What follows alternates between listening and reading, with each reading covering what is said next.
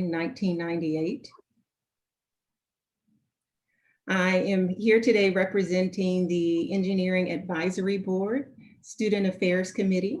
The Student Affairs Committee is committed to the development of students through mentoring, seminars such as today, as well as student projects and externships and internships. In fact, this entire three-part web series on careers in epidemiology will be following with sustainability and closing out the series with space, has been inspired by students. And so I encourage students to reach out to me. My contact information will be available at the end of the webinar if they have any additional ideas. So let's get started. Participants today have been placed on mute and cameras are off. We encourage you to ask questions and submit those questions through the Q&A icon down at the bottom of your screen. This webinar is being recorded, and Molly will give you information on how you can view that recording in the future. So without further ado, I'll turn it over to Molly. Thank you so much, Charlos. I am a PhD student in bioengineering, working with Dr. Antonio Smikos to develop new biomaterials for musculoskeletal tissue engineering applications. And it is my pleasure today to introduce and moderate for you with two fantastic panelists, Stephanie and Joanna. And so if we could just start off kind of introducing ourselves, talking about your current positions, and the path you've taken to get to those positions. So Stephanie, you want to start us off? Sure. Hi, everyone. My name is Stephanie Schmidt. I'm a Rice alum. I graduated in 2014 with a degree in bioengineering. And currently, I'm an Institute Research Investigator in Computational Biology at MD Anderson. So my role is to help translate the groundbreaking discoveries we're making in cancer treatment into actual therapies for our patients. And the work I do involves creating new analytical pipelines for new technologies that we're deploying as part of this effort, as well as performing integrative analysis and interfacing with clinicians. So it's a really exciting role. And to get there from my Rice bioengineering degree, I went to Stanford afterwards to earn my PhD. I studied bioengineering there as well, but really focused on genomics and deploying genome editing technologies. So my background is a mix of computational and experimental methods. And I feel like that really served me well in my current role, where I'm completely on the dry lab side and working to develop new opportunities for therapeutics by leveraging data science methods to make use of the really rich and unique data sets we have at MD Anderson. So it's an exciting place to be, and that's the path I took to get there from Rice. I actually started at MD Anderson just about a year ago, so kind of fresh in the career part of my career. But as you can see, definitely quite a bit of training and expertise needed to be developed to get there. So that's my story. Thank you so much, Stephanie. Joanna, do you want to go next? Yeah, absolutely. So I'm Joanna Nathan. I am a supercharged Rice Owl. So I graduated in 2011 with my undergrad in bioengineering, in 2012 with a master's in bioengineering, and then most recently in 2019 with my MBA. So I love Rice very, very much. It's the best place in the world. So my current role is with the Johnson & Johnson Center for Device Innovation. So I work in new ventures within Johnson & Johnson's medical device business. What that means is I go out and identify early stage startups, early stage technologies out of universities or hospitals, and that fit into J&J's kind of strategic pipeline and forecast, and work with them to get them to the point where we might invest in them and support them kind of even beyond that point. So my career to date has been entirely in early stage startups for the most part. So I went from being a Rice undergrad to working in research, doing research at Texas Heart Institute in the cardiology space, and then spinning one of those technologies out into a startup. I ran product development at that startup for several years, even though I basically had no idea what I was doing. That thankfully we had a lot of great experts around us, and that technology is actually now on the market and in patients for the last couple of years, which has been really rewarding. I then pivoted to wanting to really learn more about the investor side, because as I went out and pitched over those 5 years that I was with my startup, I never saw anybody that looked anything like me, right? There were barely any women, no people of color, no immigrants, just nobody that really looked like me at all, sitting across the table from me in those pitches. And I was curious about that, and I wanted to change that. So I went back to business school to kind of gain the training and the credibility to transfer into that world. I spent some time in kind of traditional tech VC because I thought I was just passionate about innovation. But turns out the healthcare piece is particularly important to me. So I came back then to find this role with Johnson & Johnson, where I get to be a little bit of an investor, a little bit of an entrepreneur on a daily basis, which is really cool. Amazing. So now that you've heard a little bit about these incredible women, please feel free to also submit your own questions to the Q&A. So my next question will be, as professionals with graduate degrees, since you both have continued education, what informed your decision to pursue graduate education, and how do you think your continued education helped to get you to where you are now? Do you want to go first, Stephanie? Sorry, yeah. Stephanie, if you want to go first. Okay. Or we can start. Okay, I didn't know. All right. Certainly, I decided to pursue a PhD while I was an undergrad. I was lucky to have had a really formative research experience. Actually, Molly, I worked in Dr. Mugos's lab as well throughout my undergrad career, and really fell in love with research and the process of finding out more and getting to the bottom of things as much as you possibly can, and really was captivated by the area there in regenerative medicine. And for my PhD, was really interested in developing tools that could allow us to dig in more and further. And for that requires a PhD, and I was excited about developing that expertise, digging in deeply. And from the experiences at Rice, conducting research, I knew that was something I wanted. So I went straight to graduate school out of the undergrad. In my opinion, if you're doing a PhD, it is nice maybe to get started, as soon as possible, because let's be honest, the PhD can be a long process, usually like 5 to 6 years, and especially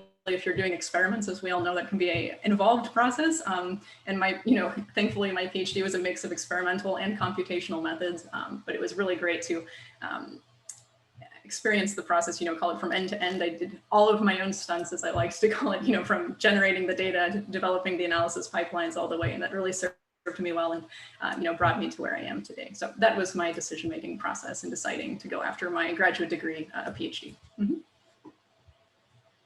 I think for me, I think a PhD in this world is a really almost like a basic requirement for a lot of people.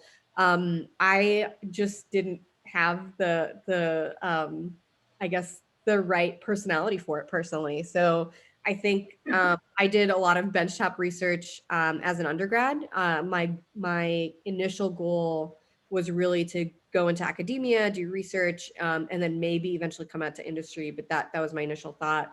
But it just didn't fit. Sometimes things just don't fit. And it wasn't until I was a senior and I started pitching our senior design project and competitions and stuff like that, that I was like, I actually really love this part. I love the storytelling aspect of entrepreneurship and learning how to take a complex technology and explain it to people that don't even understand the disease state, let alone like the technology itself. And so that's really been the common thread for my career, is that storytelling aspect. So I did stick around for a year and get my master's in bioengineering. That was kind of during my senior year for me, and it was just a good differentiator, especially as an international student, which I was at the time, to have that degree. And I'm glad I have that degree today. But then for me, I would say the true graduate student experience was the MBA. I think, in epidemiology and disease, in careers around disease, like the credibility matters so much, seniority matters so much. I think there's a lot of fields, tech and others, where it started to matter less, but I don't see that expertise checkbox going away anytime soon in our world. So I think for me, the way to do that, again, because of the personality fit, was the MBA. So learning really and getting the training credibility to talk about strategy, to talk about finance, to talk about all these other elements of technology development, without necessarily being the one to do the developing myself. I went back to get the MBA for that skill set. Awesome. Thank you both so much. So as Rice alum and supercharged Rice alums, what would you say was your greatest resource that you were able to take advantage of during your time at Rice? And or if there's anything that you wish you had known and been able to take advantage of while you were at Rice?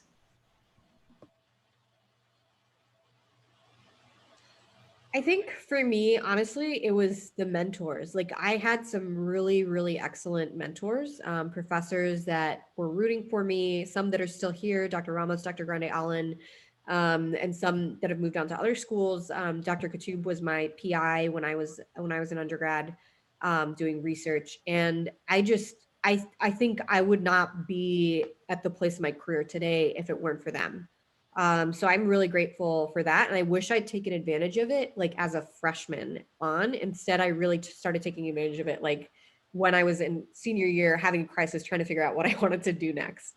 I think if I'd reached out earlier, I would have found, and I would have found a lot of willing mentors that were willing to help me. And maybe I wouldn't have had to have that crisis senior year. I think another thing I wish I'd taken advantage of was taking more classes in general, just exploring other things outside of my core bioengineering. I know that's really hard for especially engineers or anyone doing any kind of natural sciences or anything like that. There's already so many core just like requirements just to get your degree that it can be hard to get everything, to explore other stuff. The few courses that I did take outside like really did either expanded my perspective to completely different worlds, like South Asian studies, which was cool for me to like learn more about my heritage that I never gotten to like learn in school before. But even just like business communications, like that's a class that I credit with my ability to just speak and communicate in a coherent way in front of large audiences today. And that was something that I took when I was 17 years old, you know, that's still relevant today and still having an impact today. So those are some of the tools I think I would encourage using. Great. Yeah, I definitely agree that, fantastic mentors, the great faculty we have here at Rice, we're so engaged with undergraduate students is really a fantastic resource that we should all take advantage of and that were a big part of my Rice experience. I would also add, this is a bit of a shameless plug after all the event is hosted by the CCD. I definitely felt that the coaching and the guidance, especially in the sort of application and the interviewing process was really important. And I will say in full disclosure, I served as a peer career advisor while I was an undergrad, and it was really great to also be able to give back and help my peers in the residential college setting get more connected with the CCD and offer resume reviews and things like that. So yes, I would definitely say that's a big thing that I felt was really helpful when I was a Rice student, and would add that another thing that in terms of taking advantage of opportunities outside of your major or maybe outside of research directly in your major, there's just so many centers on campus. When I was a student, the Rice Center for Engineering Leadership had just started. I served as its inaugural student director. So I really benefited a lot from the hands-on activities, the training, the classes, and the materials that we had there, to feel more confident and develop my leadership skills there, which really served me well. Ultimately, by senior year, when I was serving as the president for the Society of Women Engineers and also for the Biomedical Engineering Society. So really developing a sort of full-rounded, well-rounded self is something that I think Rice does really well and offers you tons of different resources to, I think, become the best version of yourself and continue on a path of growth like that. So that's what I would add. That's fantastic. Yes, please be sure to take advantage of all the resources that you have while you have them. Yes. So I guess something on the forefront of, I think, a lot of our minds, and we kind of know how we're being affected as students, but the pandemic has kind of uprooted a lot of people. And I was wondering how it's affecting your work and kind of a long term, how do you think it might shape your fields? I think, yeah, that's a really interesting question. I think as far as how it's affecting our work, I think it's, especially in the startup world, timelines are so important. And it's really hard it's been really hard on startups in the last year to be able to get in to do their animal studies, to do their experiments, to do their clinical studies, So I think there will be this interesting, gap potentially outside of diagnostics, which obviously COVID placed a lot of diagnostics and vaccines, which COVID placed a lot of emphasis on. there'll be an interesting like technology gap in the next 5 years at some point, where like that this year kind of, you know, was a challenge for a lot of startups. I think from just like a day-to-day for me, like it hasn't really changed that much. I miss people. I'm an extrovert. My job used to be like, or still is 80% meetings, but energy-wise, it's just very different to do that in front of a screen versus in person. So just I miss the in-person interaction for sure, and miss being kind of in a bustling, like busy environment where a lot of people are working. I think for the field in general, it brings up a lot of really interesting questions about like health security. So I don't mean security in the terms of like privacy or anything like that, but just how secure is our healthcare system as a country, right? Are we like, what are we doing to prevent the next pandemic, both technologically, but also like just being prepared, like from a policy perspective, from like a government perspective, like what are we doing to be prepared for that? And other things, right? So like another big issue is like there's going to be a huge shortage of nurses soon in the US. So what are we doing to address things like that? What are we doing to continue to drive down the cost of healthcare and increase the accessibility of healthcare? I think all of those big questions, which were always there, I think for a lot of people in healthcare, now have been brought to the forefront of the whole world thinking about them. So I think that will have a really interesting impact on our field. Very cool. Yeah, I would add that the pandemic definitely came at an interesting time, well, for all of us, but in my case, I had just started work and had been on the job for something like 4 months, and then it was work from home, and I've been working from home since about March of last year. So in terms of my actual work, I've been lucky that I have not been impacted because everything I do is all the analysis I run can do it, from the computer. So that's seamless. I actually, I am in a lot of meetings and connecting with people across campus, clinicians, other experimentalists. And so if anything, maybe the remote working has facilitated that, because MD Anderson is a huge place, 22,000 people, like buildings spread across several campuses. So it has facilitated connecting and getting to know people, but there's no substitute for the in-person interaction and the networks you develop through different activities and, meetings you may have in your professional career. So I think on a personal note, related to my career, I would say it really encouraged me to invest in, and I guess, for lack of a better word, reaching out to people and, connecting. In terms of the work we're doing, thankfully, we have fantastic resources and processes in place. The experimentalists are going in, generating data, doing everything, safely, masked, socially distanced, all of that. And it's great to be part of such an organized and thoughtful institution, making it possible to continue doing the research we're doing, because in spite of COVID, other diseases don't stop. And it actually makes it very critical to ensure that we're continuing to innovate and develop treatments in this space. In terms of the long-term prospects, around pharmaceutical research, I would say perhaps maybe this is a glimmer of hope and some optimism, but I believe, what we are experiencing is maybe focusing people's attention, especially, students, people who are in training, to think about, the impact that careers in this space around epidemiology and disease can have in addressing these serious problems that we really do need to contend with. I'll say that, recently we were, recruiting interns for our group, and I can't tell you how many students I was talking to who actually said, I'm not majoring in something bio-related. I want to use my, engineering skills to do something to help, people or to improve human health. And I think it's maybe a great reminder to, that we take it for granted, our health, and it's something we should cherish. And it's great to be in this field to, make a difference. And, I don't want to sound savvy, but really, help people at the end of the day. It's a great thing, and it's a cool place to be. Thank you so much. It's so true. While we've lost a lot during the pandemic, we've also gained a lot in certain ways. So my next question is, what advice would you give to students currently navigating school and looking for jobs in the wake of a pandemic, but also in an economic decline? So we kind of have two kind of things balancing for maybe the older students who are looking for internships or for looking for full-time positions. Sure. I would say that this is not the time to be bashful. You really need to lean into your network, the people you do know, but even the people you don't know. So one great piece of advice I received is that your network's network is your network. So don't limit yourself, to first degree connections, to use some like network jargon here, like talking about the math.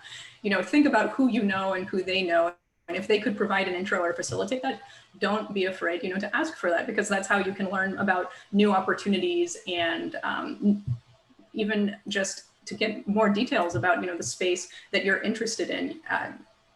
I graduated from my PhD, in 2019. Things were very different then, but even still, in terms of prototyping, potential future selves, I talked to so many different people in like a range of different, places in different industries to understand what their work looked like, what the outlook was, and they were happy to do that. So don't hold yourself back. Feel free to reach out, and I'll just say, at the end, I know our contact information is going to be shared with the attendees, but if you do have questions, we can help. Feel free to reach out to us. But if you see someone who may know something, feel free to drop them a line. Many times people do want to pay it forward, and it's worth taking that chance. So I think that's my biggest advice, to go out there and, I guess, network boldly, if I may.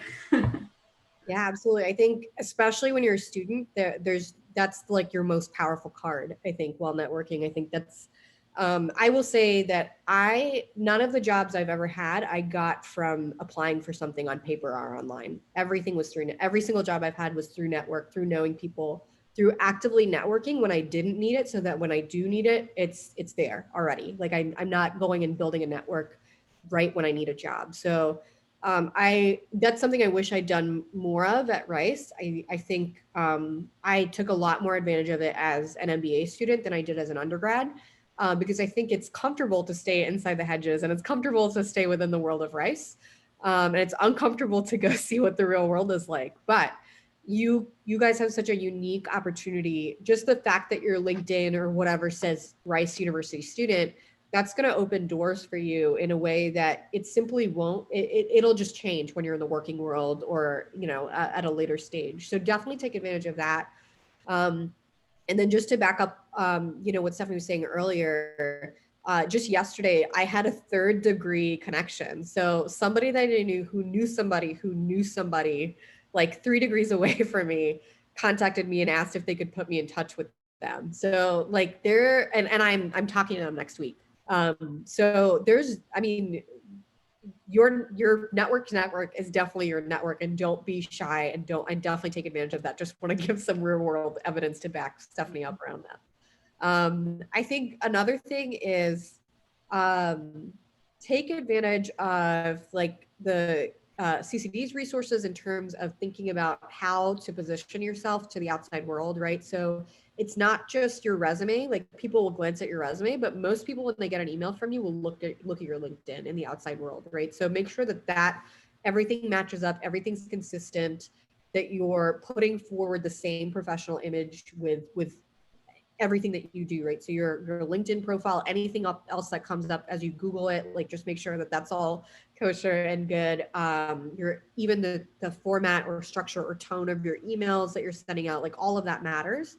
And just it just takes iteration to get used to like having the right amount of professionalism and figuring out the best way to position yourself for the workforce, both in terms of internships and full-time jobs. So leverage the resources that you guys have available to help you do that.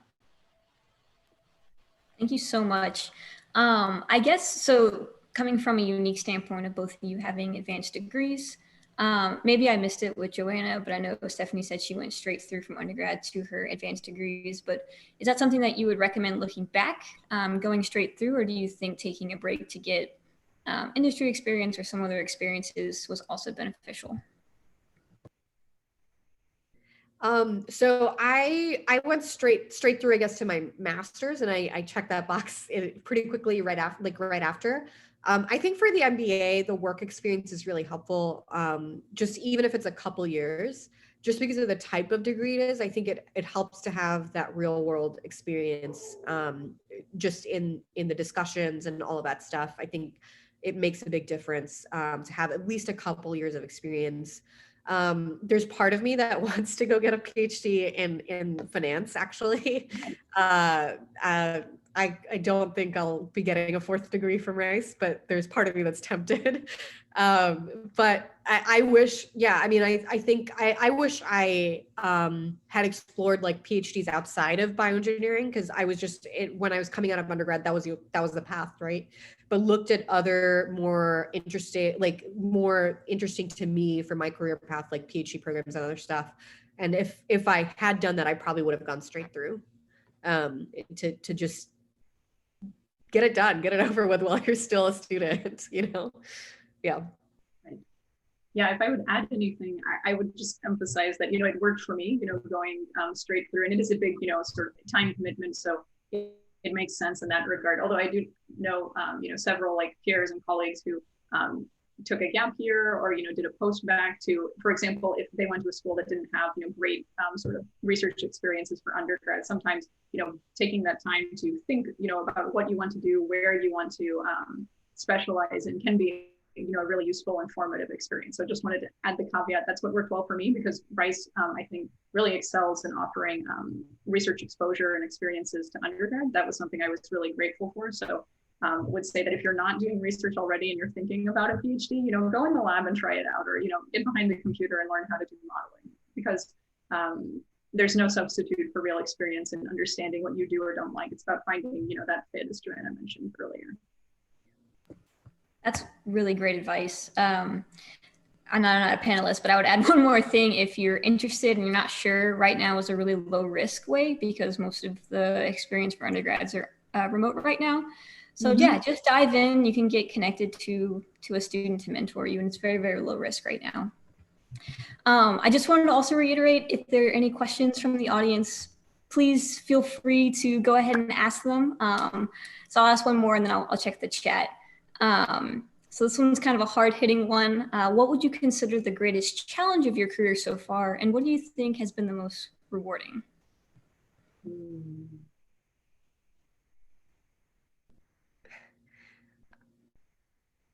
That's an interesting question. I think for me, honestly, I am often the only whatever in the room. I talked about this a little bit. I'm often the only woman. I'm often the only person under 50. Like, I'm often the only immigrant, the only like all of these things, right? And I think that's been a challenge that I've dealt with from job to job, is like, okay, how with those characteristics, how do I establish credibility? And how do I build credibility, and how do I, you know, show my worth, demonstrate my worth? I think with time that always comes, but that's a challenge every time I get to a new job, or even just meet a new group of people at work. Like that's a challenge. I think what I learned though is even one of my bosses is like a world-renowned cardiovascular surgeon, and just the most like confident, like he's called the Edison of medicine, like just most confident guy in the world. And one conversation I had with him, he was like, as he switched from being a surgeon to working for J&J. And he was like, man, I am experiencing the worst imposter syndrome. Like some days I'm like, what am I doing? And that was really eye-opening to me, because it, you know, it didn't matter about his like demographics or anything like that. Everyone experiences that in a job at some point, I think, especially in the early years. So that was really comforting in a weird way to me, to know that everyone experiences that. So I think that's just a challenge I think everyone faces in their careers as they continue to progress. Like at every point you're like, do I really belong here? Or like, should I tell people that I don't belong here? Or, you know, how do I do that?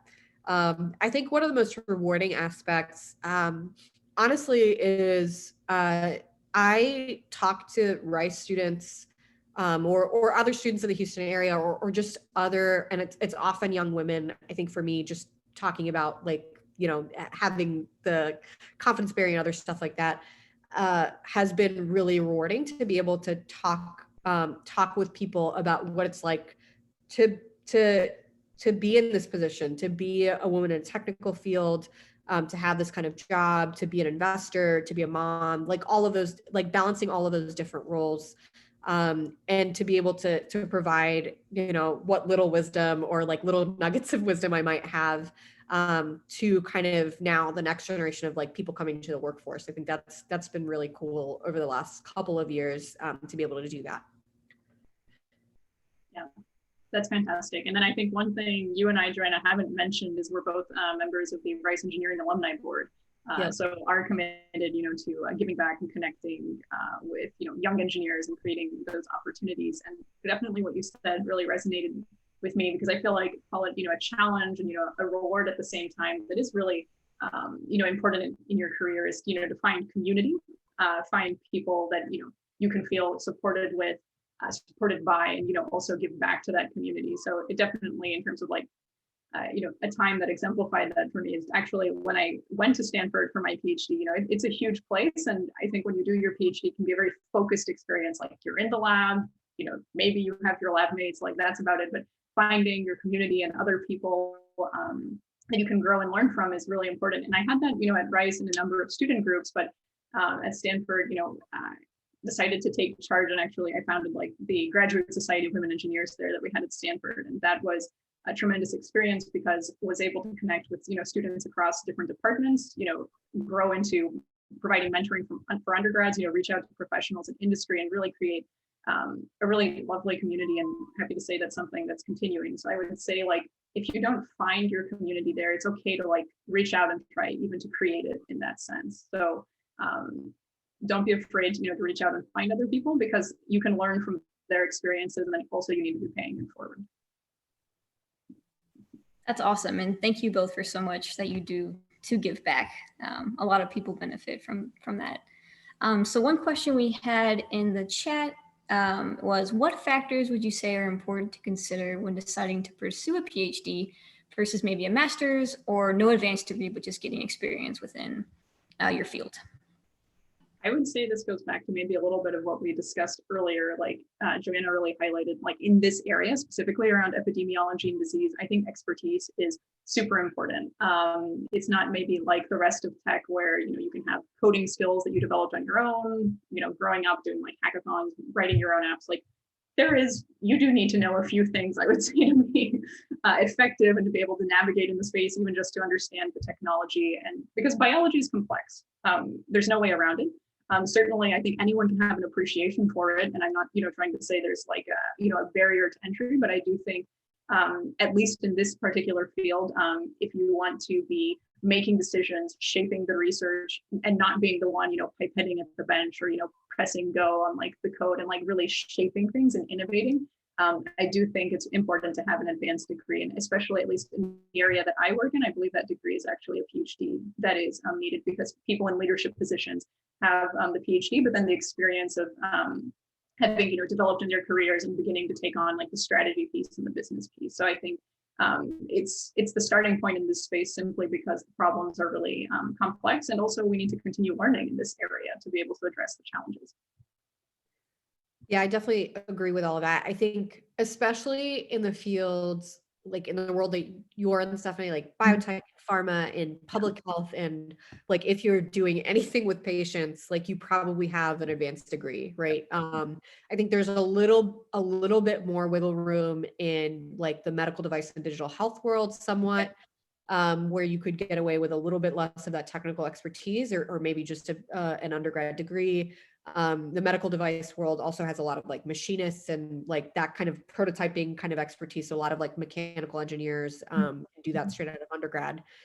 But there's a ceiling, I think, to what you can do with a bachelor's degree in the world of epidemiology and disease and the careers here. And so I find at least a lot of Rice undergrads that do go work either end up switching out of this field or out of this world, or come back to school. And that's anecdotal, right? I don't have any hard data to back that, but at least from remembering my class of my classmates, 2011 bioengineering, most of them, either like the ones that did go into the workforce straight, like either have gone back to get a PhD, or have work for like Tesla or National Instruments or something completely outside of the disease epidemiology world now. So thank you so much. We have another question from the audience. They're asking if you have any advice for a public policy student looking to switch over to the public health / epidemiology space. I think this is a really interesting time to do that. My experience is not really in this world. I'm just getting into it, doing some work with the NIH around COVID. I think, like Stephanie mentioned, COVID is provided this completely different view to our world, this world of like careers and what you can do with it, right? I think, as I mentioned, there's going to be a lot of work being done all over the world, but especially in the US, to get ready for the next epidemic. But I would definitely say people in public health have that background, have an MPH or have done research, or have the appropriate credentialing. So I would say think about like going to look at whatever that looks like, whether you're working for the CDC or the NIH or somebody else. Go look at like their websites and or even just look on LinkedIn and see like what kind of job titles they have. If any of them look interesting, look on their career sites and like what are their requirements then to like go into that. And I think most of those will require that advanced degree. So think about what that of probably an MPH, and think about what that means and if that's interesting to you for your career path. Just one place to start, I think. Yeah, the only thing I would add to that is also explore if there are perhaps internships or remote opportunities in that space that would allow you to start building that skill set, because I can imagine that there can be complementary coursework as well, but getting a foot into the lab or the research group to understand better could only be informative. And speaking to coursework, definitely if you're here at Rice, clearly there's a fantastic set of faculty working in the area of like biostatistics, for example, or the data science offerings are really stellar and have grown since I think the two of us graduated. So something to keep in mind, all really great sort of computational skills that can only serve you well as you make maybe the switch from what I perceived maybe be more of a social sciences field to something a bit more technical, for lack of a better word. So that's an exciting place to be, and hope that goes well for you. Yeah. Also, public policy is public health, right? Like, I mean, public health is a subset of that, hopefully. Yes, I would say so. Yeah. Yes. Yeah. So yeah, I think it may not be as big a shift as maybe as the person asking the question thinks. Yeah. Thank you so much. We just got another one. How do you hope to see your career develop in the next 5, 10, 20 years? If you can kind of think that long in the future. I'll just say that in terms of thinking about my career, I always try to make the most of the opportunities that are at hand. And I think that's really important. It goes back to what we talked about, networking, trying to understand what's out there. But to give you a better answer around that, I think my vision is to realize the potential that lies in the rich data that is generated by new technologies, and to make an impact for patients. So I see myself growing in terms of scope and scale of responsibilities to leading impactful research in this area, bringing data science to bear on the problems of cancer and just pharmaceutical research in general. Because I think we're at the point now where it's really a data problem, it's an analysis problem, and maybe that thinking came from like going to Stanford and being surrounded by all things like computer science. But as someone who has trained in genomics and sees the complexity of the data, I think now bringing these areas together and leveraging the potential of improved sort of measurement technologies from bioengineering, and of course improved sort of analytical methods that we have more on the computational side, I think we'll really be able to have some great breakthroughs. I know there's a lot of work taking place there, and I think I'm well positioned to contribute to that and ultimately lead in that space. That's where I see myself going, hopefully. That's awesome. I have a much more woo-woo answer, unfortunately. I think for me, right out of school, once I'd figured out like startups, that I was interested in startups, like I was like, okay, I'm going to run product development, then I'm going to do this, then I'm going to be a CEO, then I'm going to do this. And I've found especially the last couple of years, now that I'm, roughly close to 10 years into work, like a career, it's less about like, I want this job title, I want this role, I want this whatever, I want to work at this company, and more about like, who am I surrounding myself with? Do I enjoy working with them? Do I enjoy the work that we do? And that's, and ultimately the guiding area, like those are kind of guiding arrows, but another one is just like, is this impactful to patients? I think for me, I did try like just in like pure tech innovation, and ultimately like without that impact piece, like it wasn't fun for me to go to work every day. Like I loved everything else. I love the people, the process, everything else, but without that patient impact piece, I knew that wasn't what I was passionate about. So it just didn't click. So I would say for me, the next 5, 10, 20 years, I honestly don't know. And for the first time in my life, I think I'm okay with that. I'm definitely an over planner. I'm a color coder. I have like everything is color coded in my house. Like I don't know how I got to this place where I'm comfortable not knowing the answer to that question. Other than to know that it's going to be guided by kind of some of those things. So I would say, you know, it's important to have a plan, especially when you're coming right out of school. So don't be me now, right? Like, I think once you've gotten a little bit into your career, you'll realize, you know what, it's less about like this job title, this whatever, and more about, yeah, how do I want to grow? What do I want to learn? And who do I work with? Like just what work feels like every day. And is that good? Does that drive you? Do you like going to work? Like, I think that becomes more of an important question than like the hard building skill sets, that kind of stuff, which I think is important earlier in your career. Mm-hmm. Thank you so much. And thank you, members of the audience. Please feel free to continue to submit your questions and I'll happily pass them on. So I have a question based on your current roles. So you guys are both plugged into the Texas Medical Center. And speaking from experience, working and getting my PhD across from the medical center was what really brought me to Rice. So I guess what kind of resources or opportunities has being in the med center kind of provided you with? And what would you say to undergrads who may want to get tapped into that abundance of resources early on?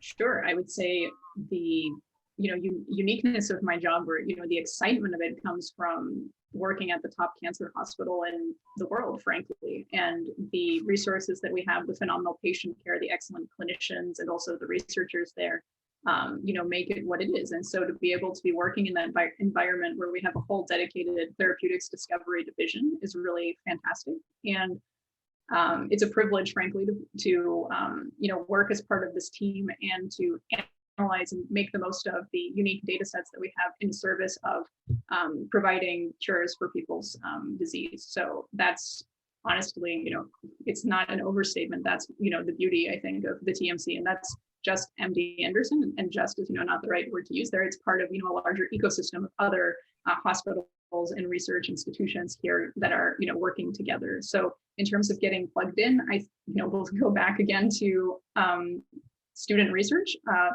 faculty members, labs, even, groups where I work, which is more, I would say, a little bit on the industry side, welcome hosting students and providing that exposure and research experience. And then more practically, maybe if you don't have like a whole semester or a whole summer to spend doing research, there's also fantastic seminars and research presentations, taking place that are available that can just help give you a sense of the sort of richness of research and activity that's taking place out here, here in Houston, Texas, in the medical center. So I think it's a fantastic place to be, and definitely something people at Rice should not forget, that is right on their doorstep.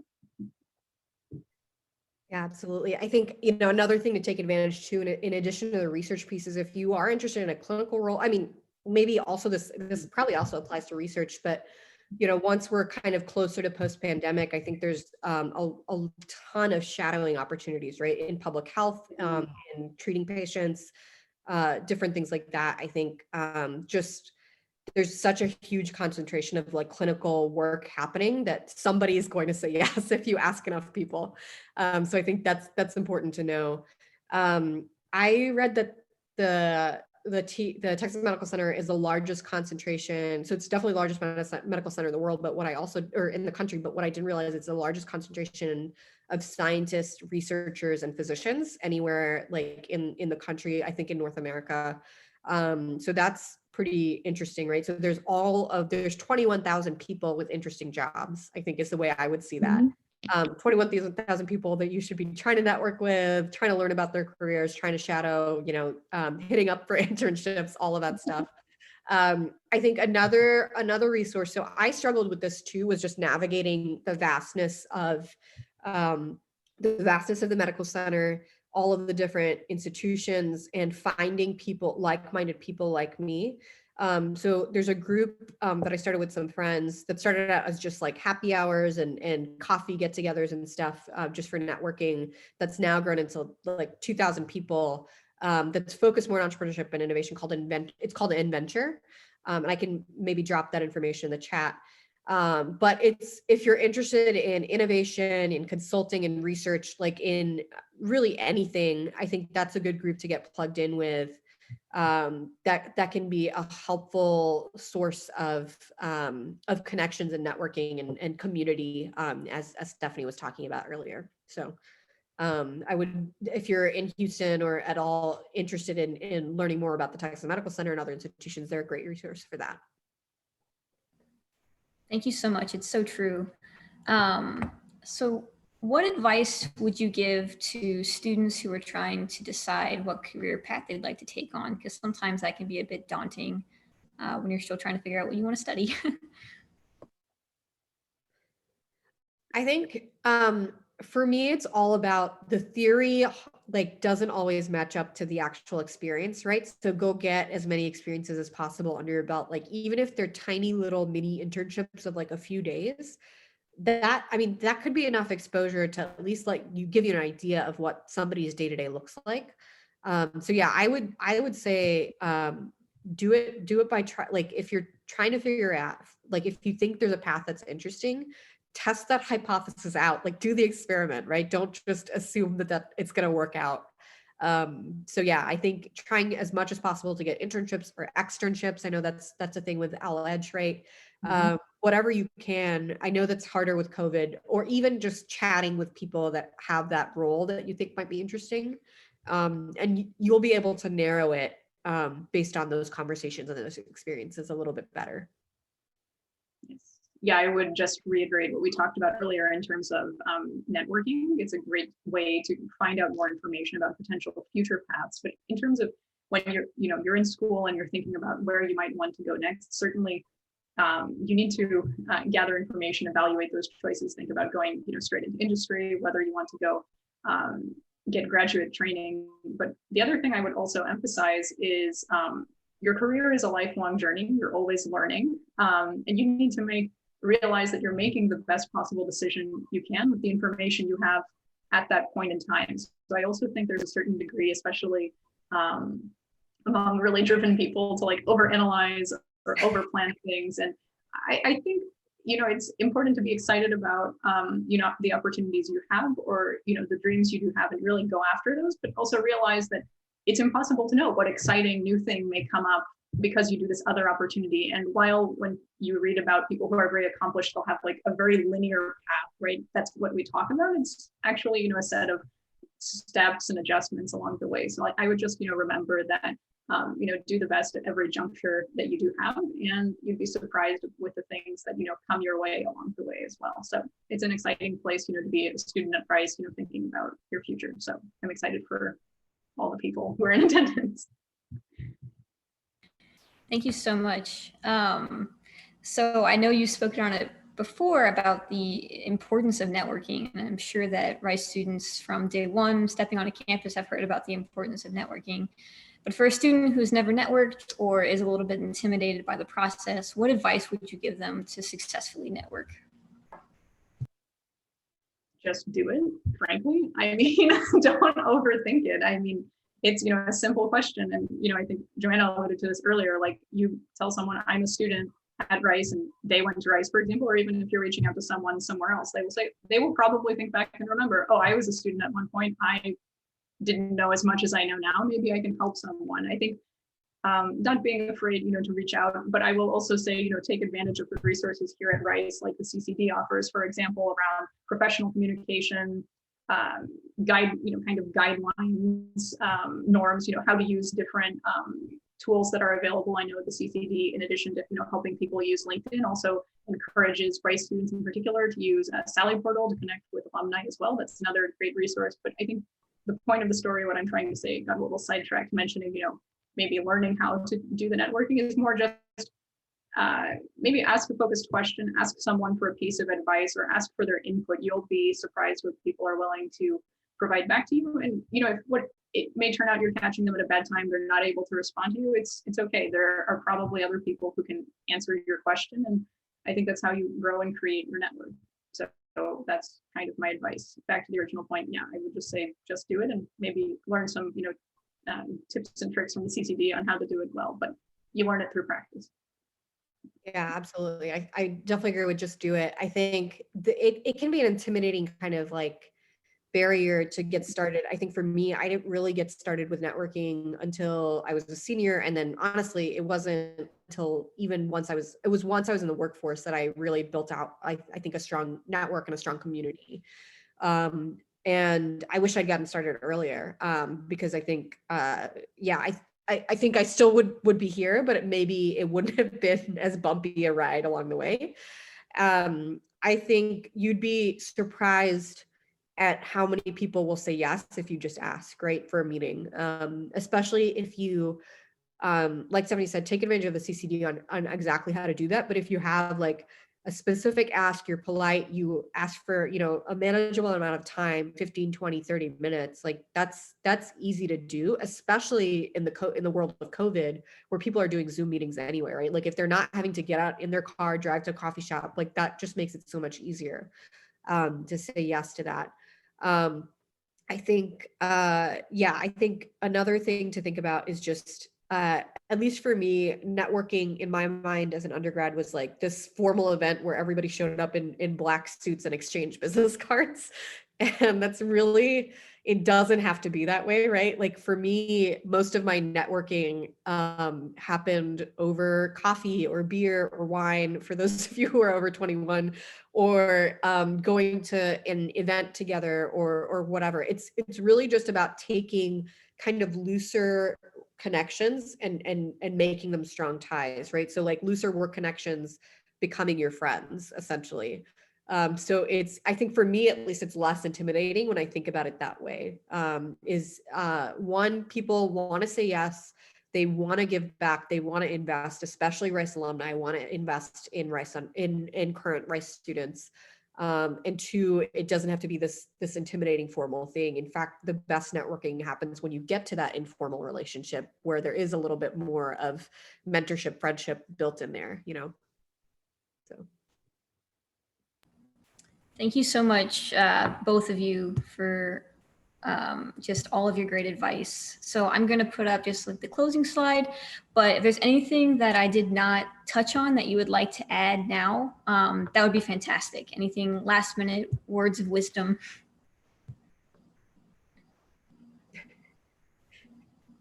I think we covered a lot of ground. I would just say, this is an exciting time to be getting started in these fields, and happy to be a resource to whoever is interested. And best of luck with your studies and future careers. I think the future is bright.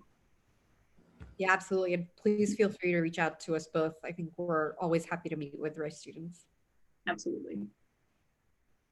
Thank you so much. And speaking about networking, we have myself and all of the panelists, their LinkedIn information.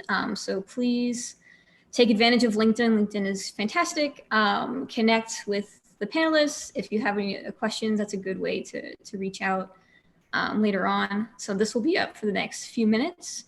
So just thank you so much for our panelists, Joanna and Stephanie, for sharing your time and amazing career stories with us today and all of your advice. Thank you so much to Charlos and the Engineering Advisory Committee and the board for your commitment to enhancing Rice students' experiences with this panel series and in so many other ways, all the experiences that you provide for our students. Of course, this wouldn't be possible without the support of the Dean of Engineering's office and the Center for Career Development. Finally, there are some upcoming events. So those are shown on the screen here. So please mark these down your calendars. More info will be sent out soon.